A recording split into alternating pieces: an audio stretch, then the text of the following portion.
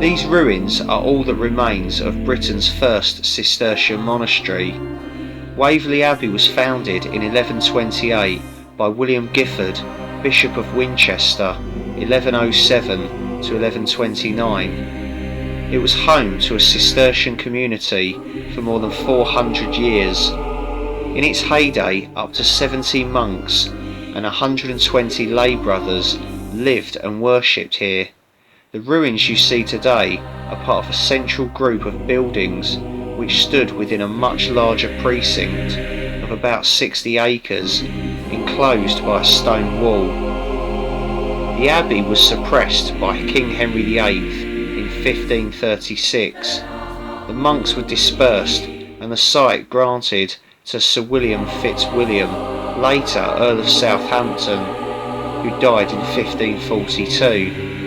He built a house here, incorporating some of the monastic structures. Several families held the property through to the early 18th century, when a new house was built to the north. The abbey ruins were then incorporated into picturesque parkland. The 18th century house, which still stands behind us, was later extended and rebuilt. The surviving ruins represent the abbey in its heyday, but beneath the grass are the remains of a very much smaller and simpler monastery of the 1130s.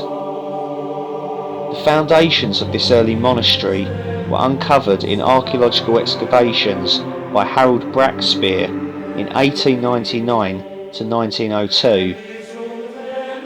Brackspear found parts of the first stone church and cloister lying about 2 metres below the present ground surface. His remarkable discoveries remain important since they provide the best information about the appearance of early Cistercian monasteries from anywhere in Europe. As the Waverley community expanded and grew wealthy, the monastery was entirely rebuilt. Work began with the cloister ranges in the late 12th century and culminated with the completion of a new church in the 1270s. A similar pattern of rebuilding is known from many other Cistercian sites across England. This is the end south wall of the monks' refectory, the room where they ate. Its large rectangular shape is picked out in the mown grass behind us. Sitting along the side walls, early generations of monks would have eaten meals of vegetables, beans and bread, washed down with beer.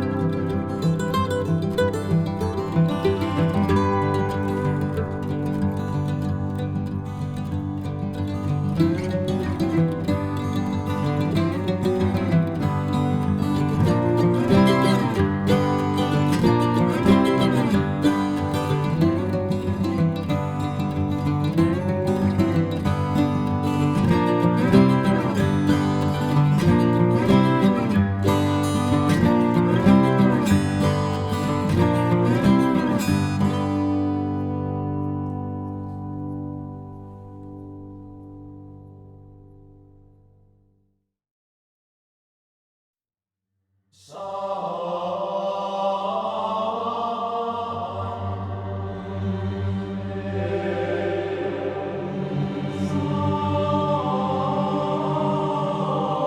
are standing inside a once very long range of buildings which ran out from the east side of the cloister.